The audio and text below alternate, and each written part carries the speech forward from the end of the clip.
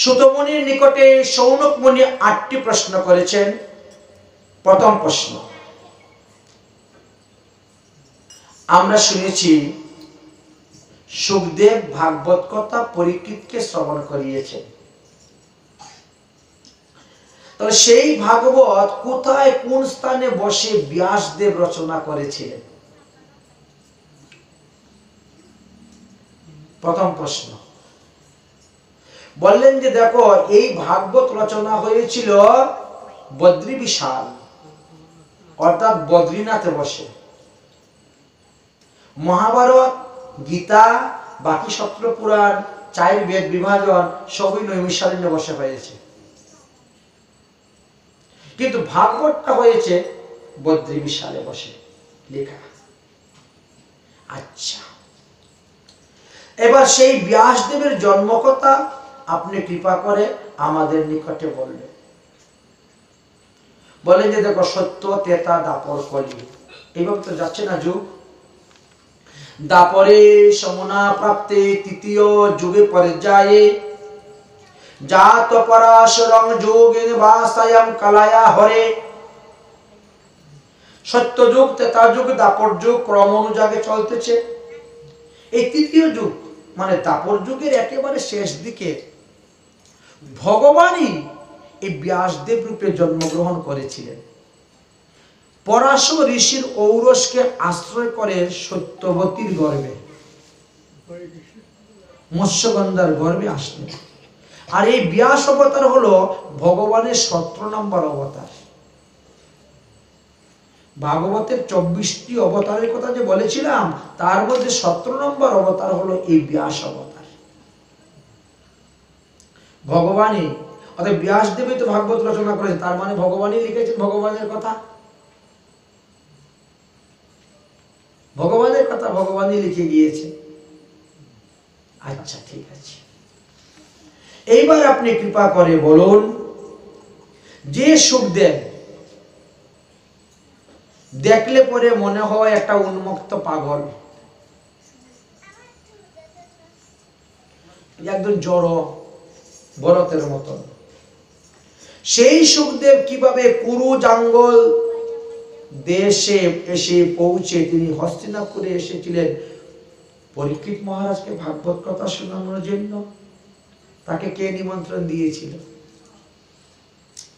আজকালকার লোকেদেরকে নিমন্ত্রণ না দিলে কেউ আসে না, তাই না? আমার ভাগবত কথায় নিমন্ত্রণ হয় নাই, আমি যাব না। সুখদেবকে কে নিমন্ত্রণ দিয়েছিল? কেউ তো নিমন্ত্রণ দেয় নাই। হরি কথায় নিমন্ত্রণ লাগে না, নিমন্ত্রণ ছাড়াই যাওয়া যায় হরি কথা শ্রবণ, ভগবানের লীলা কথা শ্রবণ করতে যাব, এখানে আবার নিমন্ত্রণের কি প্রয়োজন? আচ্ছা, খাওয়া দাওয়ার ব্যাপার হলে একটু লাগে মনের মধ্যে, নিমন্ত্রণ নাই কেমন করে খাবো, লাগে না মনে? ওটাও লাগার কিছু নয়। মহাপ্রভু যখন লীলা করছিলেন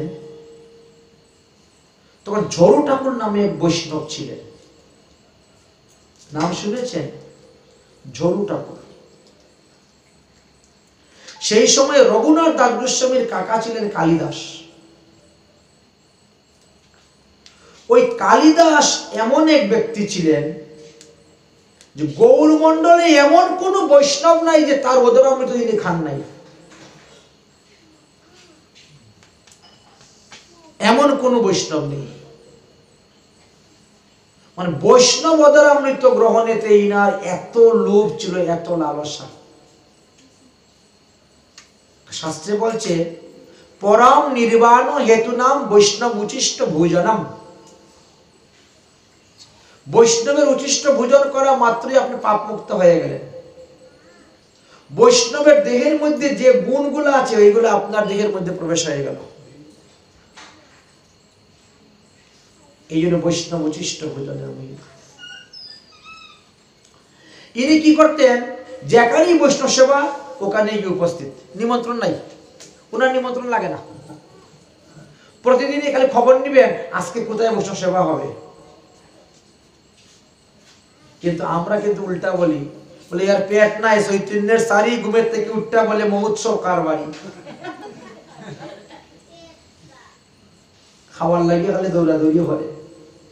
না না, উনি কিন্তু যাচ্ছেন বৈষ্ণব দ্বারা মৃত সেবা করার জন্য। নিমন্ত্রণ তো নেই, তো তিনি কি করতেন? ওই বাড়ির বাইরে বসে থাকতেন, ওইখানে বসে হরিকথা শ্রবণ করতেছেন, পাঠ কীর্তন শ্রবণ করতেছেন, ভোগ আরতি শ্রবণ করতেছেন। এবার বৈষ্ণবরা সব লাইন ধরে বসে গেছেন, প্রসাদ পাচ্ছেন, তাও দর্শন করতেছেন। যেই বৈষ্ণবরা প্রসাদ পাওয়া শেষ, প্রেমধ্বনিতে উঠে গেলেন, এই এসে গাপুস গুপুস করে ধরে সবার থালের থেকে পাতের থেকে যা আছে সব ব্যাগের মধ্যে ভর্তি করে দিলেন। সব বৈষ্ণব তো সবকিছু খায় না, থালের মধ্যে থেকে যায় না, পাতার মধ্যে। কোনো জাতপাত বিচার নেই, বৈষ্ণব তো। বৈষ্ণবেতে জাতি বুদ্ধি যে করবে সে নরকে যাবে। এ ব্রাহ্মণ কুলের থেকে, এ শূদ্র কুল থেকে, বৈশ্য কুল থেকে, ব্রাহ্মণেতে বৈষ্ণবেতে জাতি বুদ্ধি করতে নেই। এই জন্য তিনি দূরের থেকে দর্শন করতেন। প্রেমধ্বনিতে বৈষ্ণব উঠে গেছেন, এসেই সব থালের থেকে বাস একবারে ভাণ্ড ভর্তি করে নিয়ে হরিবল প্রণাম করে রওনা। গিয়ে বসে পাস পেট ভরে ওদের খেয়ে চলে গেলেন। পাঠও শোনা হলো, প্রসাদ পাওয়া হয়ে গেল, নিমন্ত্রণের দরকার নেই, নিমন্ত্রণের দরকার নেই। সুখদেব গোস্বামীর নিমন্ত্রণের প্রয়োজন নেই, দেখেছেন? এসে উপস্থিত হয়ে গেছে, এসে গেছে। এখন সৌনকাদি মুনিগণ বলছেন, অভিমন্যু তনয় পরীক্ষিত একজন মহাভাগবত ভক্ত ছিলেন, এটা আমরা শুনেছি। তবে পরীক্ষিতের জন্ম কথা কিন্তু আমাদেরকে বলতে হবে, কারণ ভক্তের জন্ম কথা, ভক্তের জীবনী কথা শ্রবণ করা ভালো। কোন ভক্ত কিভাবে সাধন করে, ভজন করে ভগবান পদপদ্ম লাভ করছে, আমরা যদি সেটা শুনি তার মতো আমরাও করতে পারবো। ভগবানের লীলাটা জীবের স্মরণীয়, করণীয় নয়, আর ভক্তেরটা জীবের স্মরণীয়, করণীয়, দুটাই। এই জন্য ভক্তের জীবনী কথা শ্রবণ করতে হয়। আপনি মহারাজ পরীক্ষিতের জীবনী কথা আমাদেরকে বলবেন। পরীক্ষিত মহারাজ কি কারণে সর্বকিছু ত্যাগ করে দিয়ে আসন্ন মৃত্যুগ্রস্ত হয়ে তিনি গঙ্গার তটে উপবেশন হয়ে ব্রত করেছিলেন? আচ্ছা, সব রাজারাই তো দেখি বৃদ্ধকালে যায় হরিভজন করতে, ছেলে মেয়েদের উপর রাজ্যভার অর্পণ করে বৃদ্ধকালে যায় হরিভজন করতে। পরীক্ষিত মহারাজ যৌবনে কেন হরিভজন করতে গেলেন? বাল্যকালে কৃষ্ণ ভজে কৃষ্ণ প্রাপ্তির আসে, আর বৃদ্ধকালে কৃষ্ণ ভজে জমের তর আসে।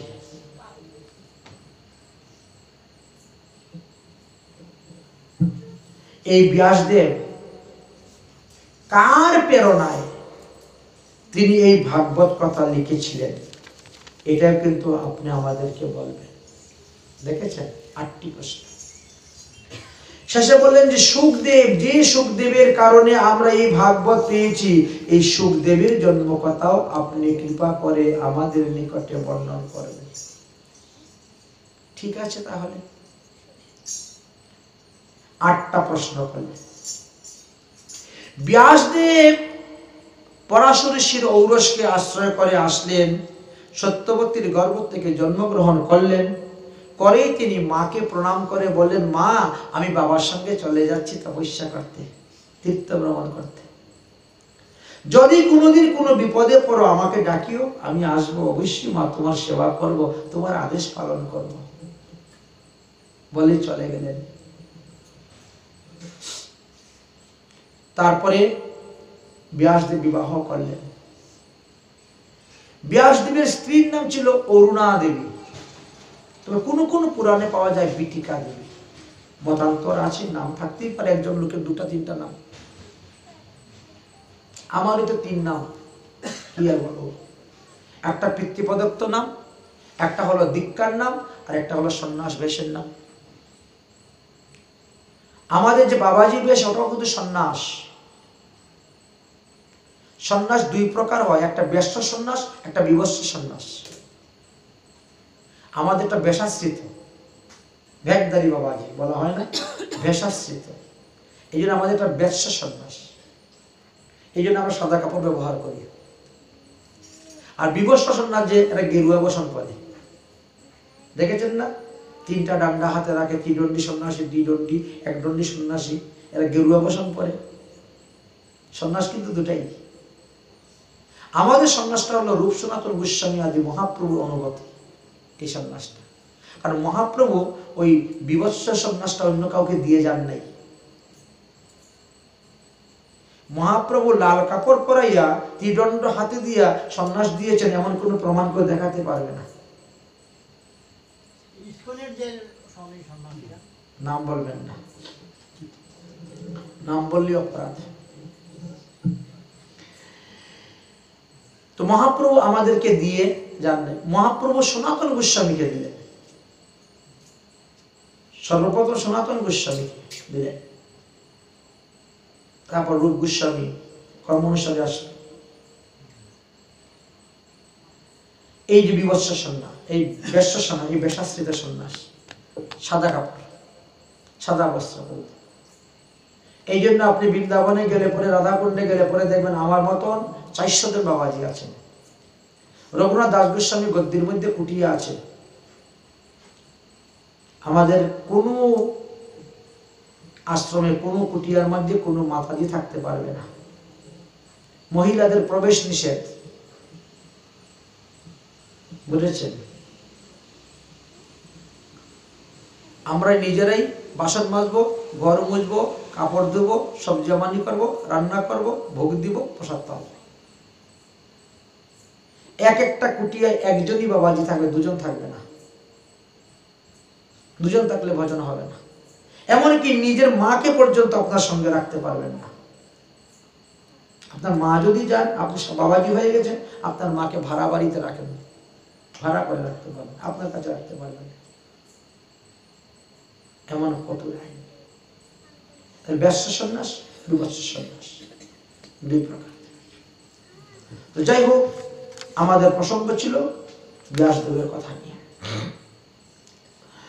ব্যাসদেব বিবাহ করলেন বিটিকা দেবী, মতান্তরে অরুণা, নাম থাকতেই পারে 2-3টা। এই বিষয় নিয়ে আলোচনা হচ্ছিল আমাদের। বিবাহিত জীবনে বহুদিন গত হয়ে গেছে, কোনো সন্তানাদি হচ্ছে না।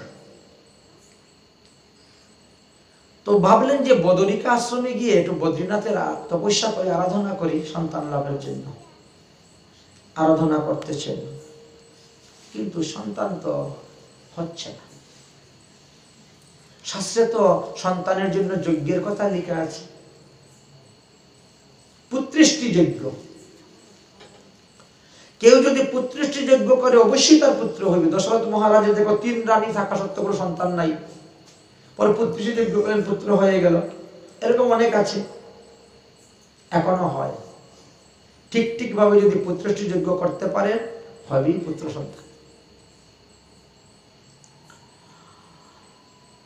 পুত্রেষ্টি যজ্ঞ আরম্ভ করেছেন ব্যাসদেব। ওদিকে কি হয়েছে? তাহলে সুখদেব গোস্বামী কিভাবে ব্যাসদেবের পুত্ররূপে আসলেন বলে দেখো। এই যে সুখ পাখি, এই সুখ পাখি এই পৃথিবীর সাধারণ টিয়া পাখির মতো নয়। এই যে সাধারণ টিয়া পাখির বাচ্চা, এই টিয়া পাখির মতন নহে সুখ পাখি। এই সুখ পাখি হলেন নিত্য গোলক ধামের সুখ পাখি। ইনি রাধারানীর কুঞ্জলীলা থাকতেন, কুঞ্জভঙ্গ করতেন। রাধারানীর সংবাদ কৃষ্ণকে দিতেন, কৃষ্ণের সংবাদ রাধারানীকে দিতেন। সবসময় রাধা রাধা রাধা রাধা জপ করতেন। একদিন রাধারানী বলছেন, ওরে সুখ, রাধা রাধা মা বদ, কৃষ্ণ কৃষ্ণ বদ, কৃষ্ণ কৃষ্ণ বদ। এই তুই সবসময় রাধা রাধা বলিস কেন রে? কৃষ্ণ কৃষ্ণ বল, কৃষ্ণ কৃষ্ণ বল।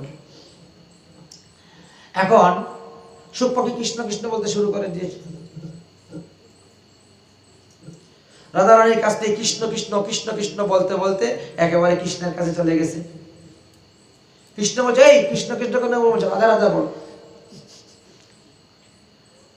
বলছে, না, আমার গুরু তো রাধারানী, গুরুদেব আমাকে আদেশ করেছেন, যা তুই কৃষ্ণ কৃষ্ণ বল। এখন তো আমি আর রাধা রাধা বলবো না, গুরু আদেশ, গুরুদেবের নাম তো উচ্চারণ করতে নাই ওরকম ভাবে না, বলবো না। আরে তুই জানিস মম নাম সতে নৈব রাধা নাম সদুত্তমম যস মরেতে রাধা ন জানিতেশ্চ কিং ফলম। 100 বার কৃষ্ণ নাম উচ্চারণ করলে যেই ফল পাওয়া যায়, একবার রাধা নাম উচ্চারণ করলে সেই ফল পাওয়া যায়। বুঝেছেন? এই জন্য বৃন্দাবনবাসী বাবাজি দেখেন না, জয় রাধে ফোন তুললে বলে রাধে রাধে, আপনারা বলে হ্যালো হ্যালো, আর আমরা বলি রাধে রাধে।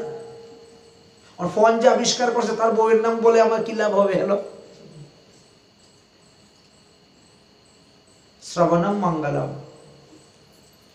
ভগবানের কথা শ্রবণ করলে লাভ। কেউ বলে জয় নিতাই, কেউ বলে জয় গৌর, কেউ বলে হরে কৃষ্ণ, ফোন ধরে। কিন্তু আমরা দেখলাম ক্রমদীপিকা নামে একখানা গ্রন্থ আছে আমাদের।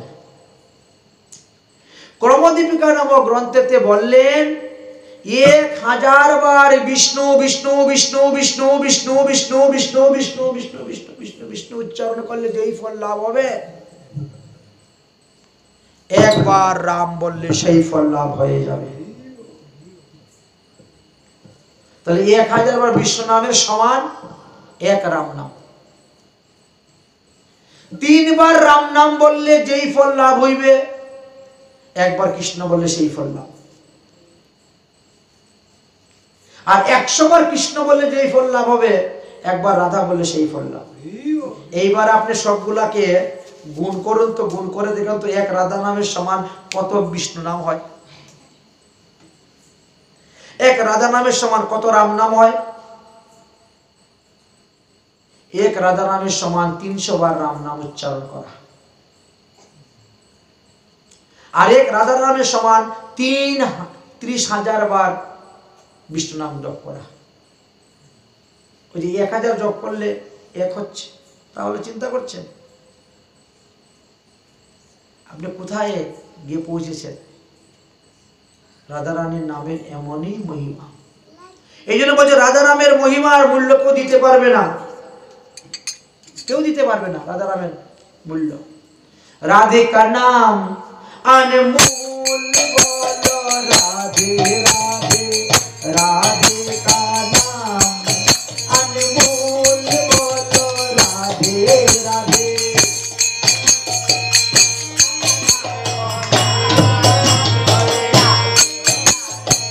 ब्रह्मा भी बोले राधे, विष्णु भी बोले राधे,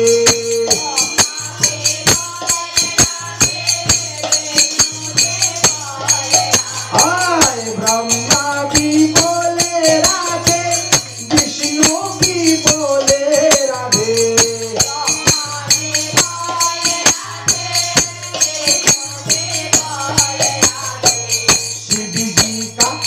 शिव जी का डमरू से आवाज आई राधे राधे। शिव जी का डमरू, शिव जी का डमरू से आवाज आई राधे राधे, राधे का नाम अनमोल बोलो राधे राधे, राधे का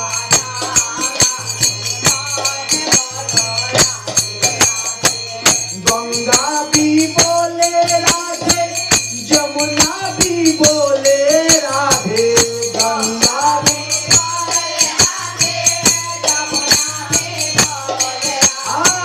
गंगा भी बोले राधे, जमुना भी बोले राधे।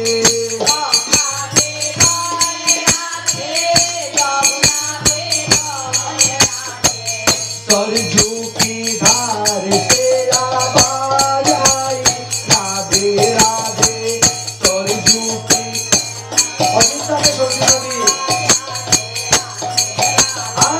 सरजू की धार से आवाज आई राधे राधे।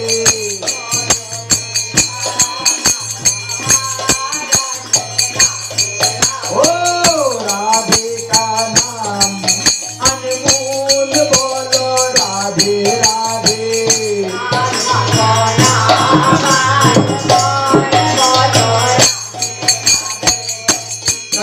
भी बोले राधे, बचरा भी बोले राधे।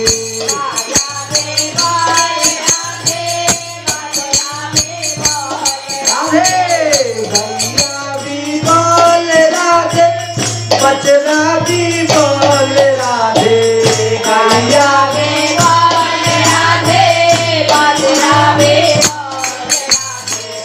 दूध की धार से आवाज आए राधे राधे, दूध की धार से आवाज आए राधे राधे।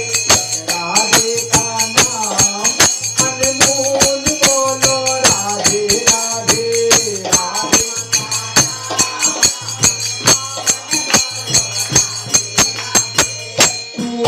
भी बोले राधे, कुहेल भी बोले राधे।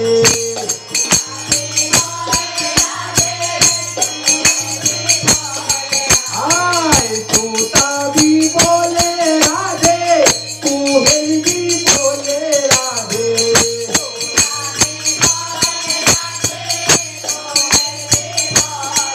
हाय बादल की धूल कर बोले राधे राधे, बादल की धूल बोले राधे का नाम अनमोल बोलो राधे राधे।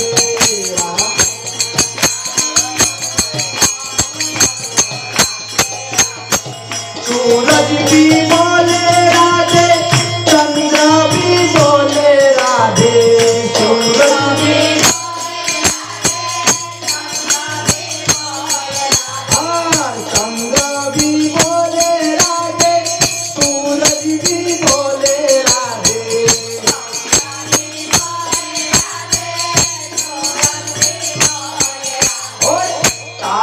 मंडल से आवाज आई राधे राधे।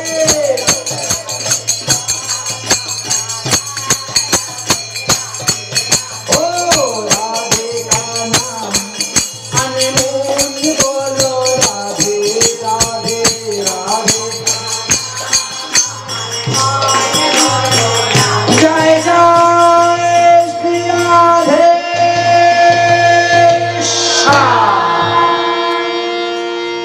অতএব সুখ পাখি যাও তুমি পৃথিবীতে, আর পৃথিবীতে গিয়ে এই রাধা গোবিন্দের নিত্য গোলকধামের নিত্য লীলা ভূলোকে প্রচার করো। আমাদের এই লীলা কথা যে শ্রবণ করবে তার দেহের মধ্যে কামনা থাকবে না, সে নিষ্কাম হয়ে যাবে, সমস্ত পাপ থেকে মুক্ত হয়ে সে আমার ধামে চলে আসবে।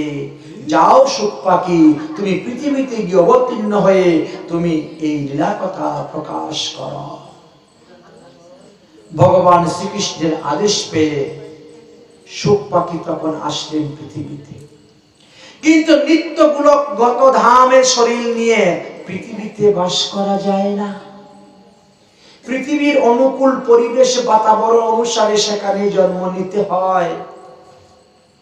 এই জন্য তিনি কি করলেন, এক টিয়া পাখির ডিম রূপে প্রকট হলেন।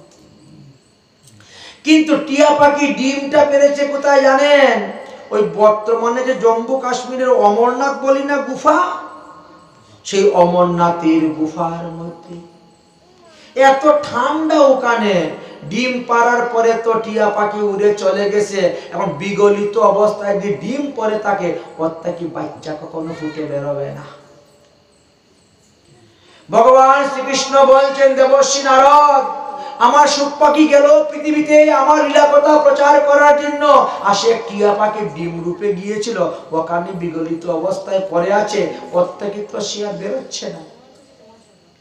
অতএব যাও, যেন তেন প্রকারেণ যেভাবে হোক এই ডিম থেকে বাচ্চা প্রকট হওয়ার একটা উপায় করো। যদি ওই গুফার ভিতরে কেউ একটু আগুন টাগুন জ্বালাইয়া সেকে টেকে গরম টরম করে তাহলে তো মোটামুটি হয়ে যাবে, গরম পেলেই তো ডিম ফুটে বাচ্চা বেরিয়ে যাবে। ঠিক আছে। দেবর্ষি নারদ তো হলো কলহ প্রিয়, ঝগড়া কিভাবে লাগাইতে হয় মিষ্টি মিষ্টি কথা জানে। দেবর্ষি নারদ এই জন্য কলহ প্রিয় তিনাকে বলা হয়েছে। দেবর্ষি নারদ এখন ভগবান নারায়ণের গান করতে করতে রওনা হয়েছেন। শ্রীমৎ নারায়ণ নারায়ণ নারায়ণ শ্রীমৎ নারায়ণ বদ্রী নারায়ণ নারায়ণ নারায়ণ বদ্রী নারায়ণ ও লক্ষ্মী নারায়ণ নারায়ণ নারায়ণ লক্ষ্মী।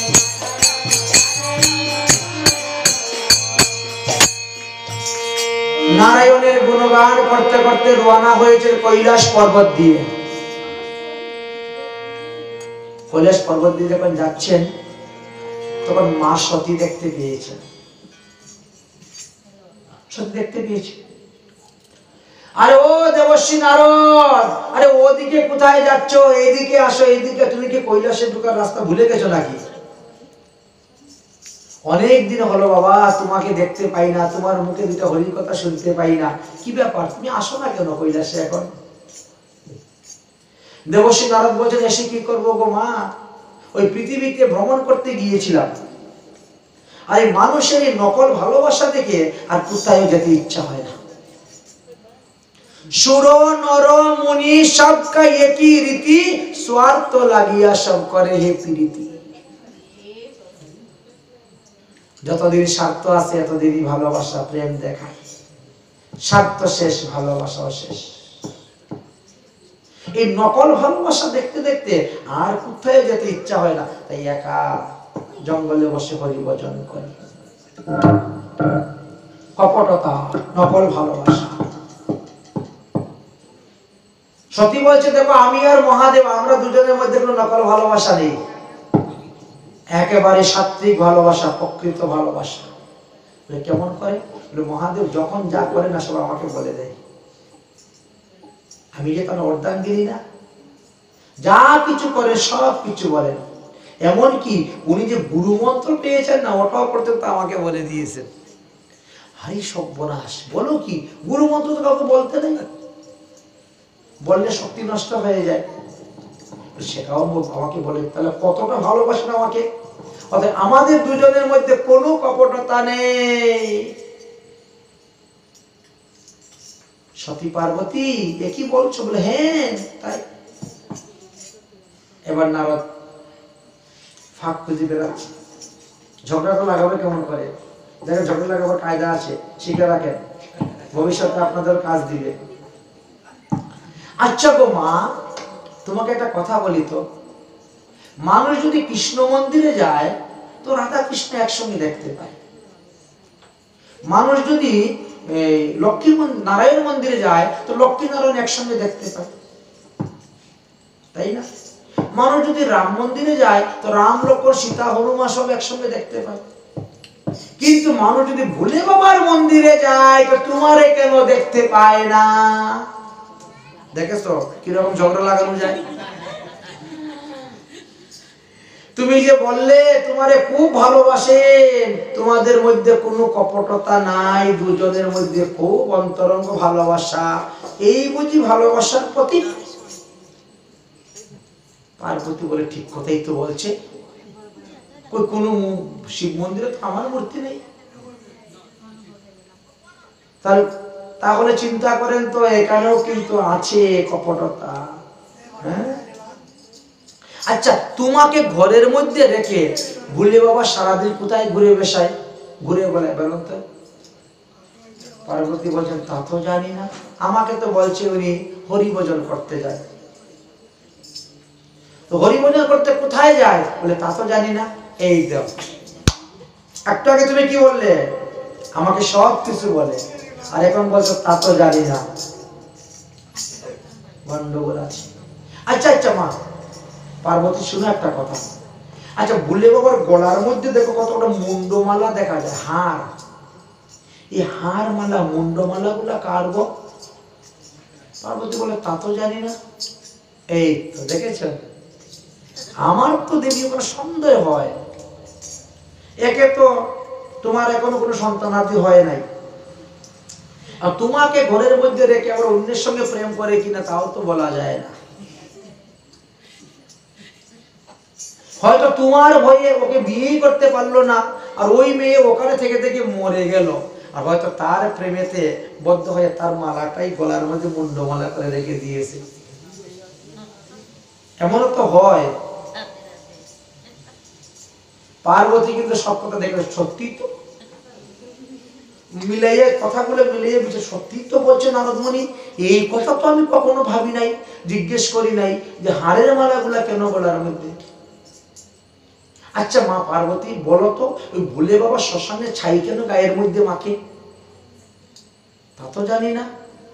এই তো কিছুই জানো না, আবার বলো ভোলে বাবা সবকিছু বলে দেয়। তোমাদের মধ্যে কপটতা আছে, এখানে থাকবো না, আমি চললাম।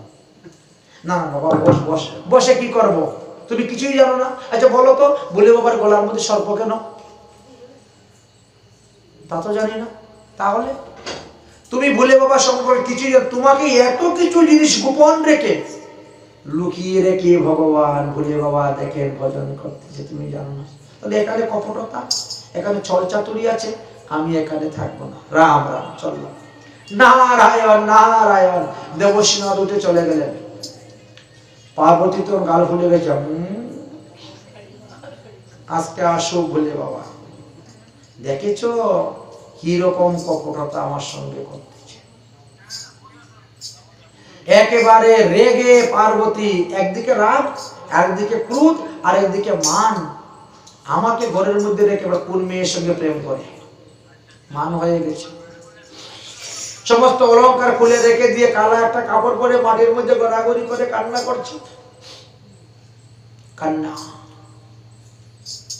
মহিলারা বাঘের মুখে স্বামীকে দিয়ে দিবে, কিন্তু অন্য কোনো নারীর কাছে তো দিবে না। কিন্তু রাধারানী দিতেন। রাধারানী বলতেন যাও তো দেখো তো ললিতা সখী কি করতেছে, ওই বলে ললিতার কুঞ্জে পাঠাই দিতেন। আরে আমার বিশ্বকার সখী তো এখনো আসে নাই, গোবিন্দ যাও না একটু বিশ্বকারকে নিয়ে আসো না, বিশ্বকার কুঞ্জে পাঠাইতেন।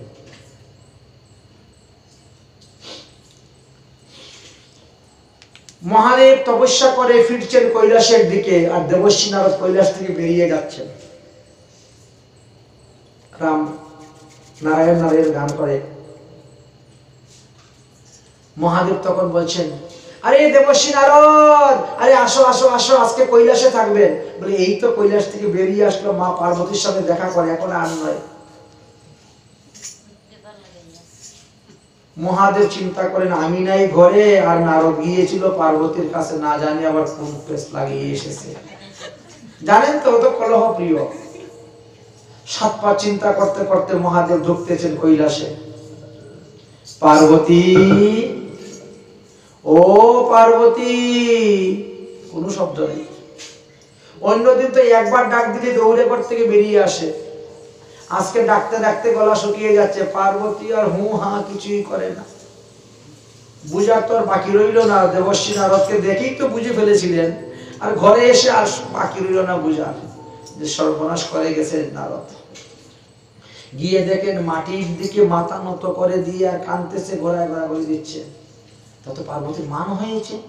মান যদি কেউ করে তাকে তুলে তুলে কাছে নিয়ে মান ভাঙাইতে হয়। এখন মহাদেবকে পিঠের মধ্যে হাত দিচ্ছেন। অগো প্রিয়তমা, তোমার কি হয়েছে? তুমি কেন কান্না করছো?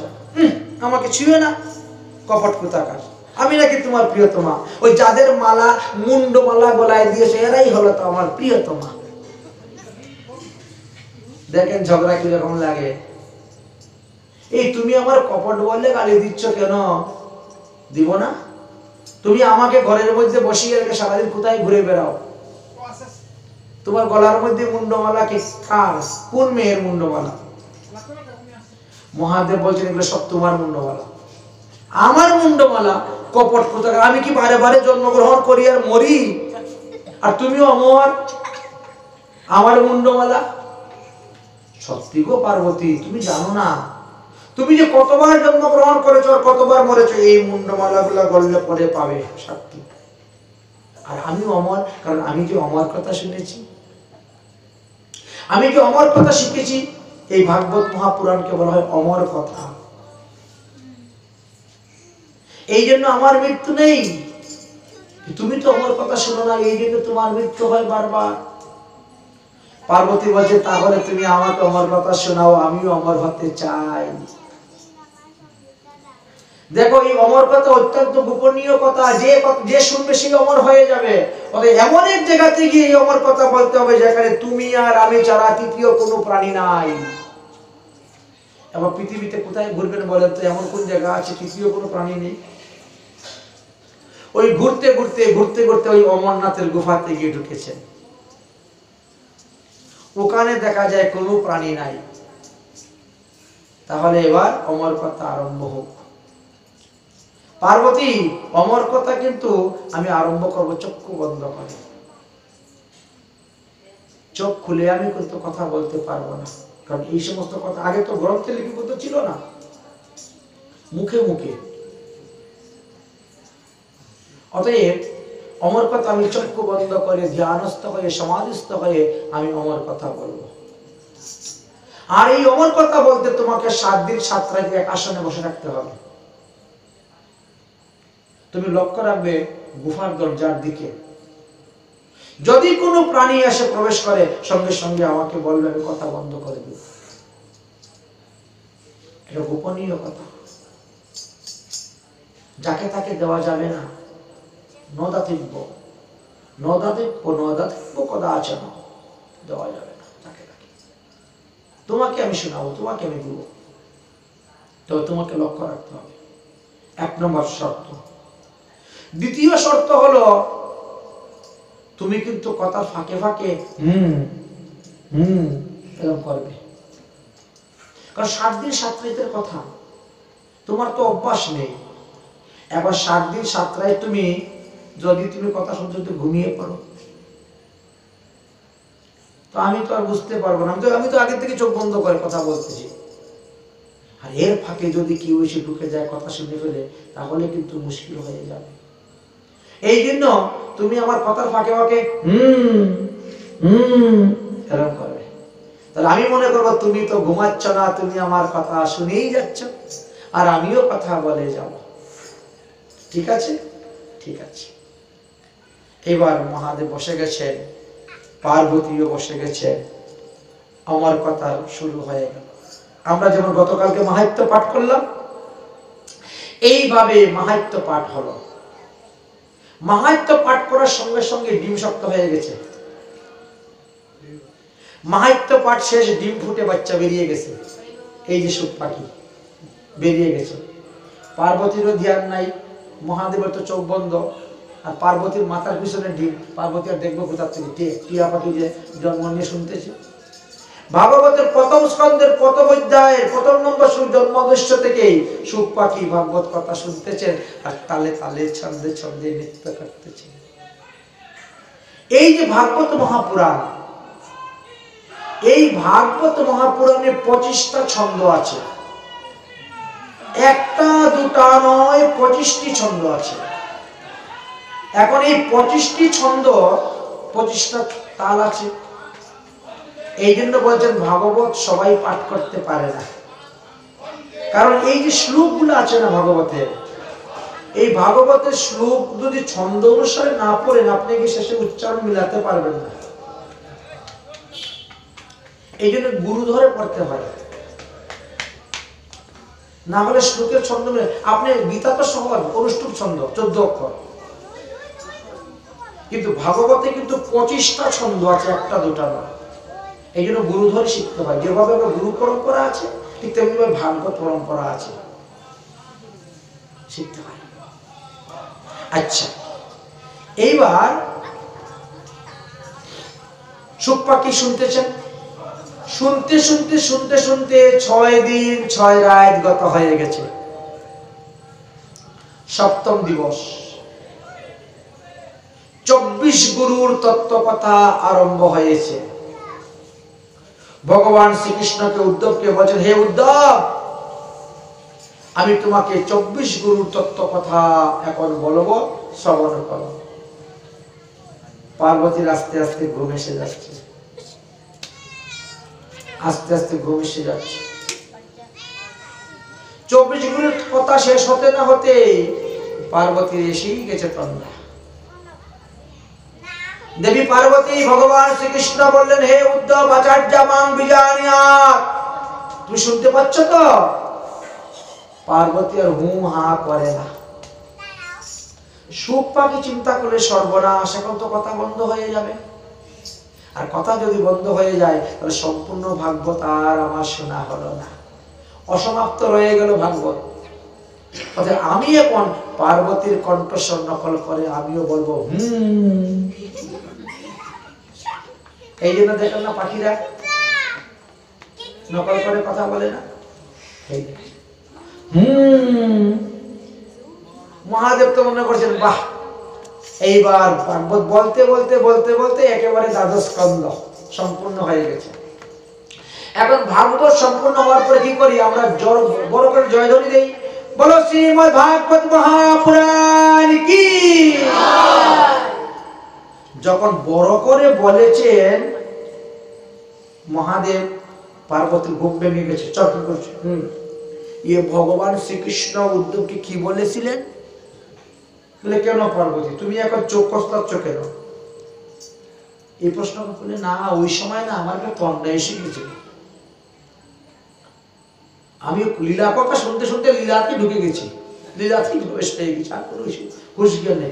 এরপরে যে কি বললেন 24 গুরুর পরে না আমার একটুকু মনে নাই। বলে তুমি আবার বলো না গো। বললেন না, ভাগবত তো বিশ্রাম হয়ে গেছে, দ্বাদশ স্কন্ধ ভাগবত বলা শেষ, তার মানে ভাগবত বিশ্রাম। ভাগবত বিশ্রাম হয়ে গেছে, আর ভাগবত কথা বলা যাবে না, এখন ভাগবতের আরতি হবে।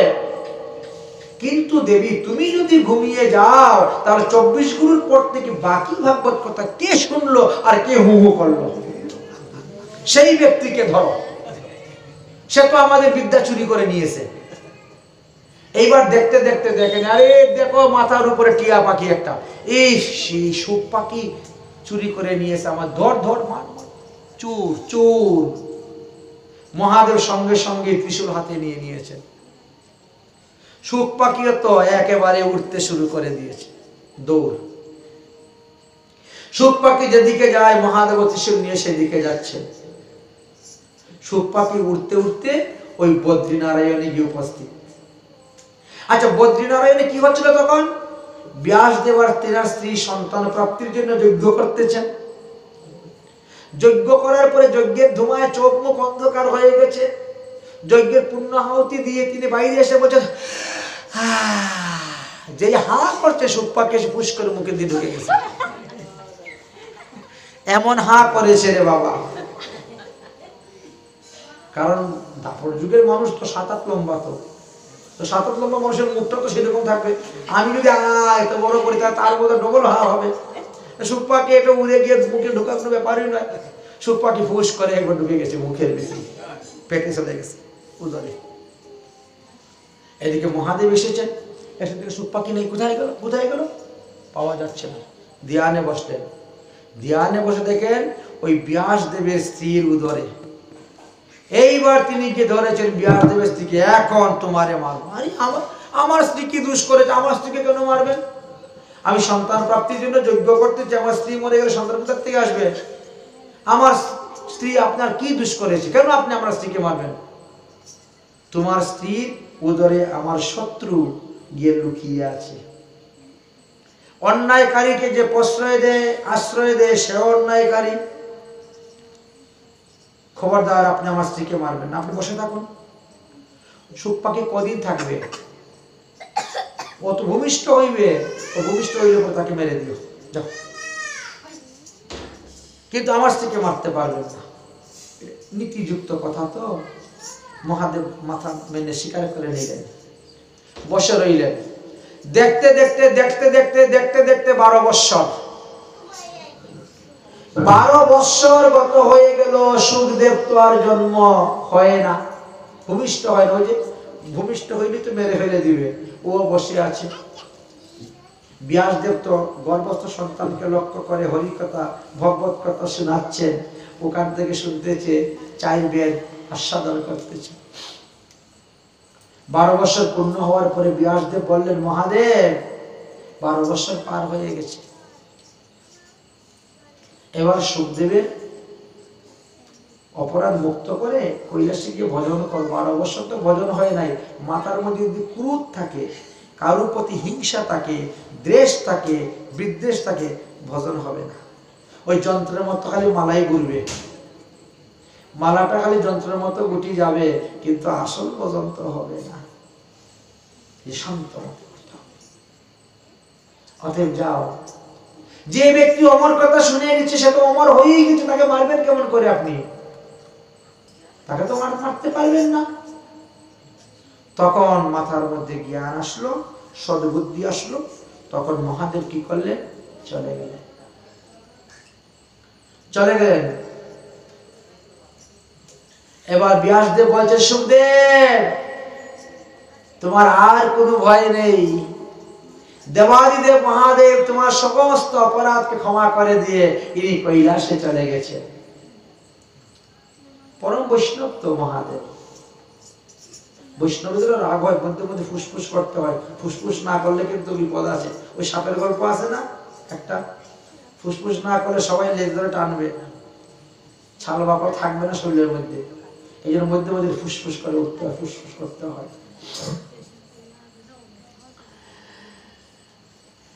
মহাদেব চলে গেছে, তুমি ভূমিষ্ঠ হও। সুখদেব মাতৃগর্ভ থেকে বলছেন, আপনি কে? আমাকে ভূমিষ্ঠ করার জন্য বলছেন? আরে আমি তোর পিতা ব্যাসদেব। ভূমিষ্ঠ হও বাবা, ভূমিষ্ঠ হও। তোমার মায়ের বড় কষ্ট হচ্ছে, তুমি 12 বছর ধরে মাতৃগর্ভে আছো। পিতাজি, আমি পৃথিবীতে যাব না, এই পৃথিবীটা হলো মায়ার কারখানা, এটা মায়ানগরী, এটা মায়ার জগৎ। ওখানে গেলে পরে মায়া ধরে ফেলবে, আর আমার হরিভজন হবে না। এখানে খুব ভালোই আছে, এখানে কোনো মায়ার কিছু নেই, এখানে বসে হরিভজন করছি। আর তোমার কি মাথা খারাপ হয়েছে? তোমার 12 বছর হয়েছে, আর এখন তুমি মাতৃগর্ভ থেকে ভূমিষ্ঠ হচ্ছ না।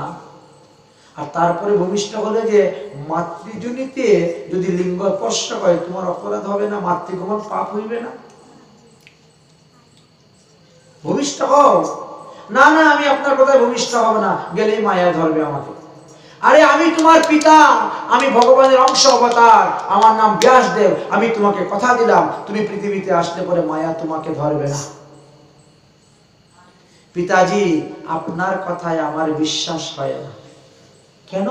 বলে আপনি তো নিজেই মায়ার মধ্যে বন্ধনে পড়ে আছেন, আর আপনি বলছেন আমাকে তোমাকে মায়া ধরবে না, আসো। সে বিশ্বাস করা যায়? যে ব্যক্তি নিজে মায়ার বন্ধনে পড়ে আছে, আর সে বলছে তোমাকে মায়ায় ধরবে না। আগে আচার, তারপরে প্রচার।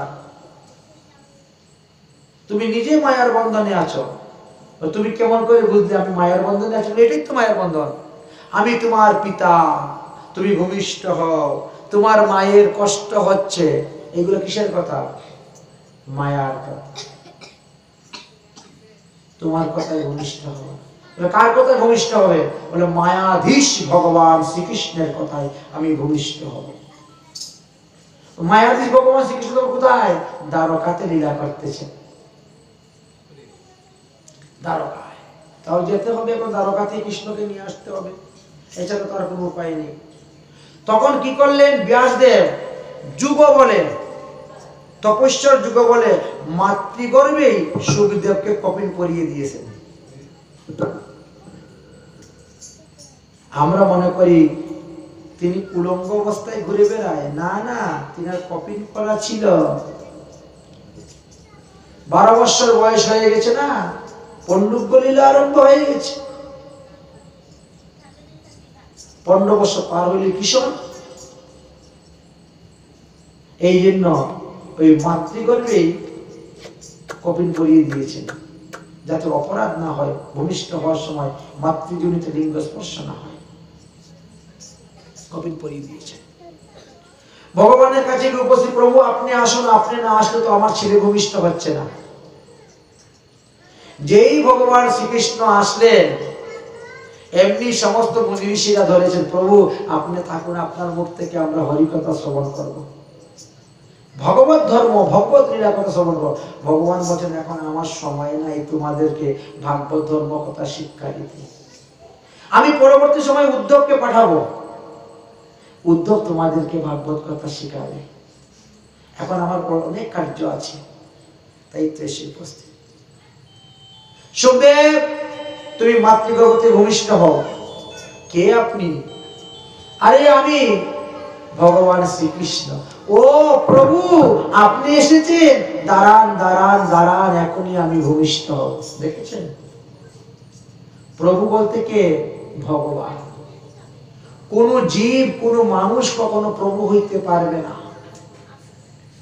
যতই সাধন করুক, যতই ভজন করুক, সে মহাত্মা হইতে পারবে, কিন্তু পরমাত্মা হইতে পারবে না। তাই মানুষকে প্রভু সম্বোধন করাও এটা অপরাধ। ভগবানকে নত করা হয়, নিচু করা হয়। চৈতন্য চরিতামৃত গ্রন্থ পড়ে দেখুন, এক মহাপ্রভু আর প্রভু দুইজন, দুই প্রভু সেবিলেন মহাপ্রভুর চরণ। তৃতীয় কোন প্রভুর কথা লেখা আছে নাকি? আর চতুর্থ প্রভু। আর আজকে হরিনাম দীক্ষা নিলে সে প্রভু হয়ে যায়। কোথায় দিলীপ প্রভু? এদিকে আসুন তো। সন্তোষ প্রভু, আপনি কালকে আসলেন না কেন? এগুলো ভগবানের নাম নাকি? কোথায়? ভগবানের হাজার নামের মধ্যে পাবেন এইসব নাম?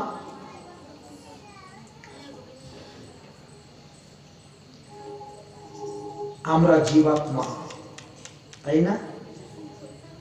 জীব কোনো অবস্থায় পরমাত্মা হইতে পারবে না। পরমাত্মার সঙ্গে মিশতে পারবে, পরমাত্মার সারূপ্য মুক্তি লাভ করতে পারবে, কিন্তু পরমাত্মা হতে পারবে না। দাঁড়ান প্রভু, আমি আসতেছি। ভগবানকে সম্বোধন করে বললেন, আসলেন, ভূমিষ্ঠ হলেন। হয়ে ভগবান শ্রীকৃষ্ণকে আগে প্রণাম করলেন, পিতাকে প্রণাম করলেন, আর মাতাকে প্রণাম করে সোজা হাঁটতে শুরু করে দিয়েছেন। সোজা হাঁটতে শুরু করে দিয়েছেন।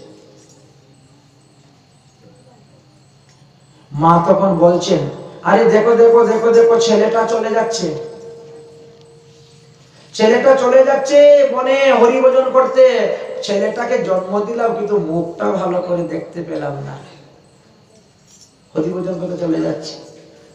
আরে আটকাও আটকাও, ছেলেটাকে আটকাও। পুত্র পুত্র পুত্র রে, দাঁড়া দাঁড়া বাবা দাঁড়া। হে পুত্র, তোমাকে আমরা বিবাহ করার কথা বলবো না, তুমি ঘরে বসে ভজন করো। টাকা পয়সা রোজগার করে আমাদেরকে খাওয়া দাওয়ার দাও, সেটাও বলবো না, তবু তুমি ঘরে বসে ভজন করো। কিন্তু সুখদেব শুনলেন না। সুখদেব ছুটে যাচ্ছেন, চলেই যাচ্ছেন। তখন সুখদেব কি করলেন? বৃক্ষের মধ্যে শক্তি প্রয়োগ করে দিলেন। বৃক্ষ থেকে প্রতিধ্বনি হচ্ছে, ব্যাসদেব আপনি ফিরে যান বাড়িতে। এই পুত্র জীবের মঙ্গলের জন্য যাচ্ছে হরিভজন করতে, তার পিছনে দৌড়লে আপনি তাকে পাবেন না, বরং ভগবানের পিছনে দৌড়লে ভগবানকে পাবেন।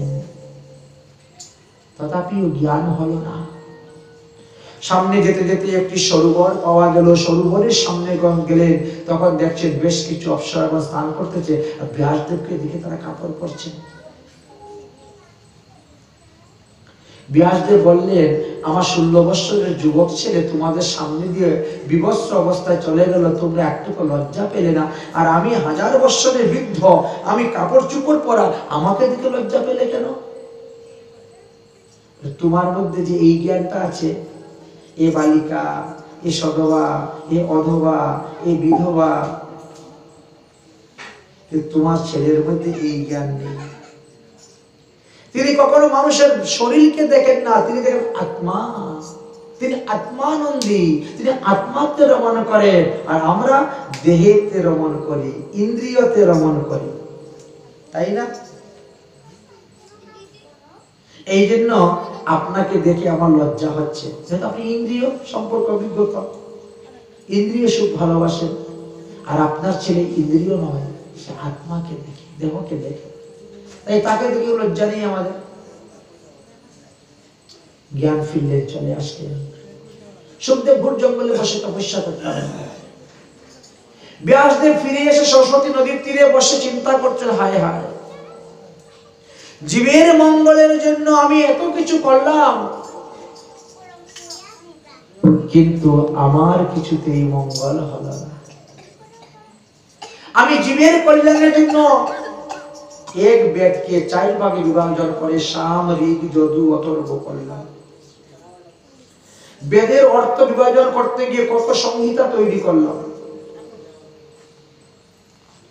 সত্রকারী পুরাণ রচনা করলাম, মহাভারত রচনা করলাম, শ্রীমদ্ ভগবত গীতা রচনা করলাম।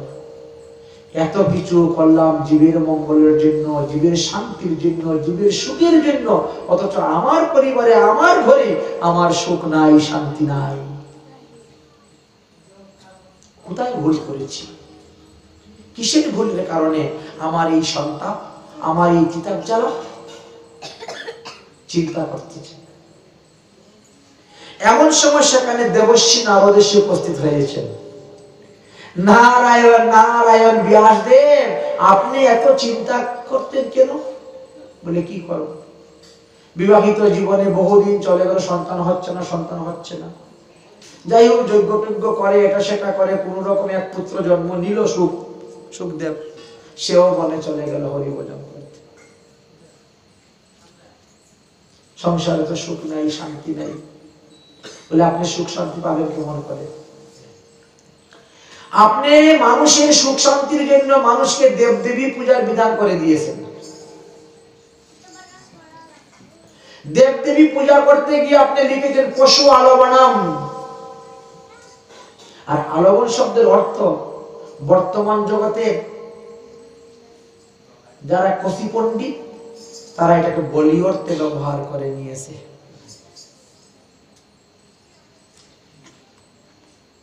আপনি বলছেন ছাগ আলবানাম। ছাগ শব্দের অর্থ হলো আমাদের দেহের 6 রিপু, ছাগল নয়। আপনি এ করতে বললে সেটা লোকে আরে করতে নিয়ে মা কালীর সামনে খালি পাঠা বলি দেন। ওই কলকাতা যাবেন, মাতাবাড়ি গিয়ে দেখবেন, ইয়েতে আগরতলা, আর এদিকে দক্ষিণেশ্বর, কালীবাড়ি কলকাতা, আর গৌহাটিতে গেলে কামাখ্যা। নবদ্বীপে আগে হতো, এখন বন্ধ হয়ে গেছে পরমাতলা। পরমাতলাতে আর বলি হয় না, কথা বলি।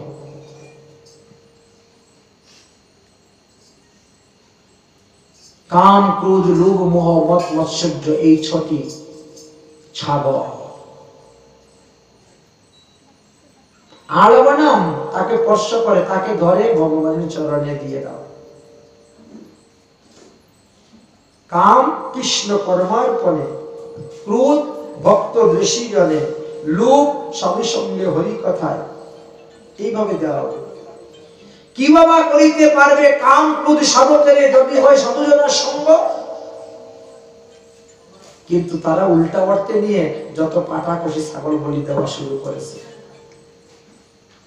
এখন সমস্ত শাস্ত্রগ্রন্থে নিষেধ করা সত্ত্বেও কিন্তু তারা আর নিষেধ মানে না।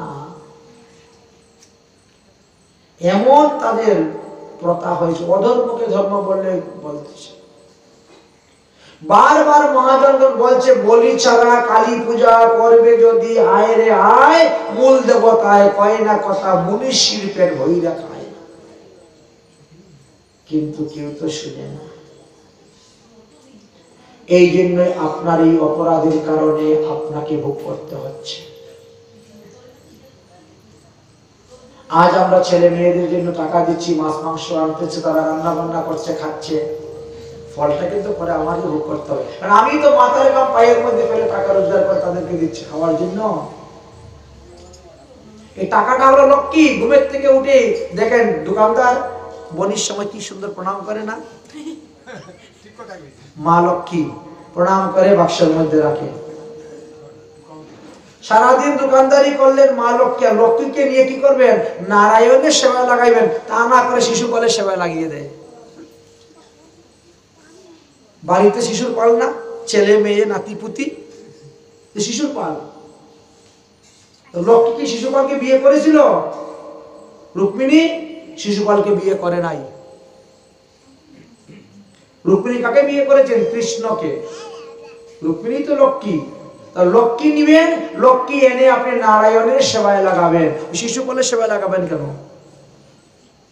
নারায়ণকে ভোগ দিয়ে সেই প্রসাদ এবার দেও শিশুপালকে, খা শিশুপাল, শিশুর পাল সবাই খাও।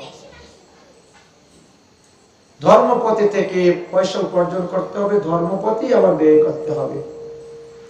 এই জন্য তো আমাদের মহাজনগণ বলেন, ধর্মপথে থাকি সবাই জীবন যাপন করো ভাই, ধর্মপথে থাকি সবাই জীবন যাপন করো ভাই, হরি নাম করো সদাই, হরি নাম করো সদাই, এই মাত্র ভিক্ষা চাই, ধর্মপথে থাকি সদাই জীবন যাপন করো ভাই, ধর্মপথে থাকি সবাই জীবন যাপন,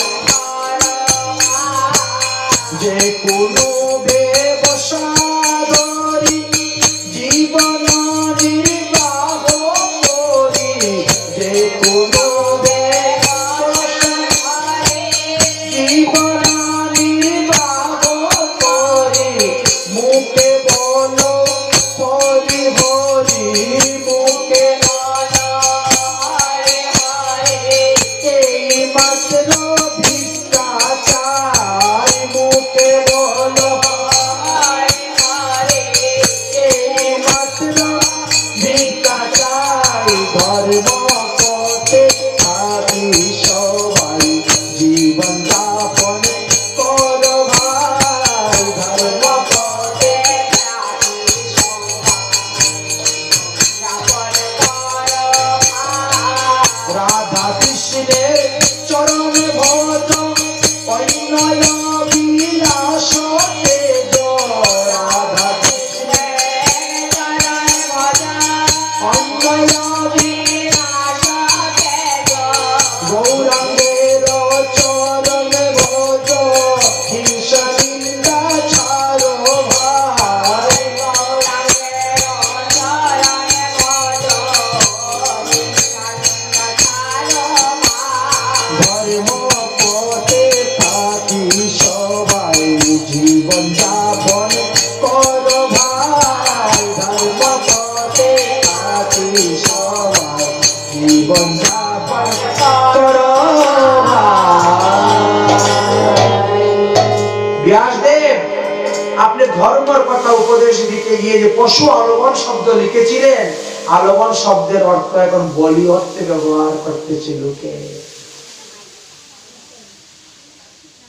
সেই পাপটা আপনাকে ভোগ করতে হচ্ছে।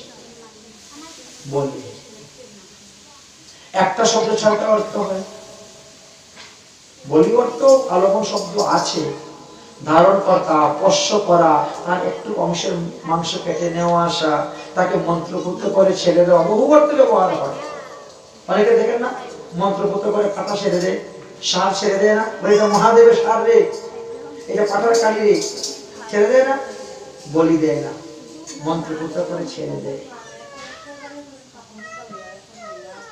সেই অর্থে বলা হয়েছে।